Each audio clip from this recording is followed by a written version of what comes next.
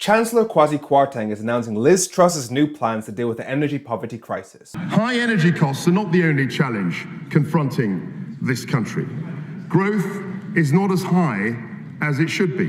Now, you already know that I'm going to point out that the Office of Budget Responsibility, so the government's economic brain, has already said that our economic growth has been shrunk by about 4%, an equivalent of about £100 billion a year, by the Brexit that this government has inflicted upon us, which makes it insane for them to be complaining that our growth isn't as high as it should be. But it's even worse when you factor in that the economic plan that he's announcing right now has already been analysed by the Office of Budget Responsibility, and his government is refusing to let them publish it. So the government knows they're damaging our economy because their own experts have told them that they're damaging the economy, and so now they're trying to silence their own experts so they don't tell us what damage they're still doing to us. This has made it harder to pay for public services, requiring taxes to rise. So now you're blaming the lack of funding for the NHS and the extra taxes you've had to add to make up for that on the loss of growth. Growth which, by the way, is the worst among advanced economies. It is entirely appropriate for the government to use our borrowing powers to fund temporary measures in order to support families and businesses. I mean, sure, the gap between rich and poor has only increased over recent years with energy companies making record profits, but why tax them when you can just borrow more and make working people pay for it in the long run? The heavy price of inaction would have been far greater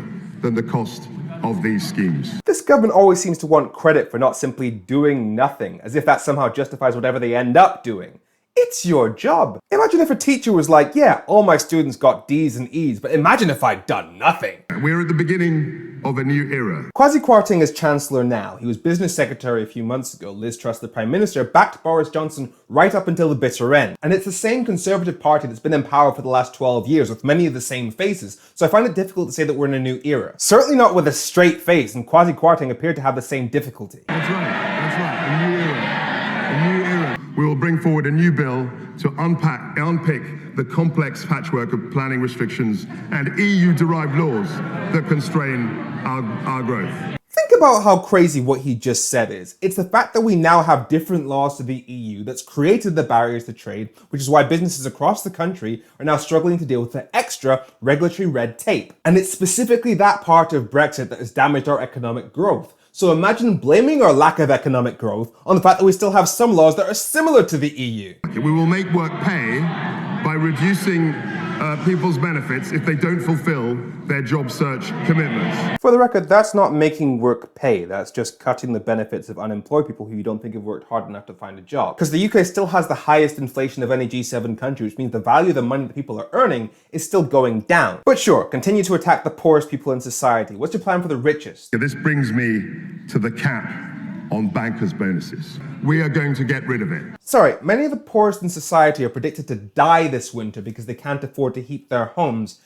And your solution is to give bigger bonuses to bankers. Oh wait, no, I get it. Your plan is to tax them more on the money that they make over £150,000 a year, right? Take the additional rate of income tax at 45%. You're gonna make it 50. You're gonna give the money to the people who really need it, right? I'm going to abolish it altogether. Hello, darkness, my old friend. But that would mean that somebody earning £1 million would get a tax break of £55,000, which is more than twice the average wage.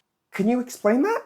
For too long in this country, we've indulged in a fight over redistribution. But redistribution is just a fancy way of saying economic fairness. We already have one of the most financially unequal countries among advanced economies. Their entire government was elected on the promises of Brexit, a Brexit that they sold to the poorest parts of the UK on the promise of finally giving their parts of the country a fair shot. All the language you heard about the London metropolitan elite, it was all about saying, hey, you in the north, you deserve as much opportunities as the people down in London. Let's give it to you. And now we have a prime minister that literally tried to cut the pay of civil servants outside of London, and a chancellor that's condemning the notion of redistribution of wealth. And the pro-Brexit think tanks like the IEA, who still support them, back them up by saying, you're not going to like this package if you care more about the poor. Every single thing about this government is a betrayal of ordinary people in the UK.